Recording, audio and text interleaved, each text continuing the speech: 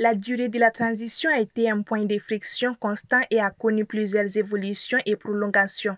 Après le coup d'État d'août 2020, une charte de la transition avait été adoptée, fixant sa durée à 18 mois.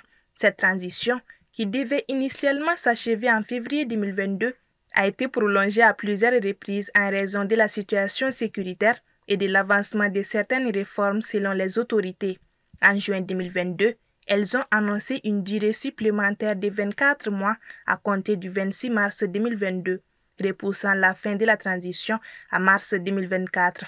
Le fait que cette date soit passée sans qu'un calendrier clair pour des élections ne soit annoncé ni que le pouvoir ait été rendu aux civils a provoqué de vives protestations de la classe politique auxquelles les autorités ont répondu par la suspension des activités des partis politiques.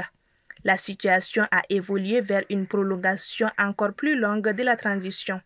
Le projet de loi adopté par le Conseil des ministres ce 11 juin 2025, accordant un mandat de 5 ans renouvelable au général d'armée Assimi Goïta à partir de 2025, confirme que la fin de la transition n'est plus à l'ordre du jour immédiat, repoussant ainsi les attentes de retour à l'ordre constitutionnel civil.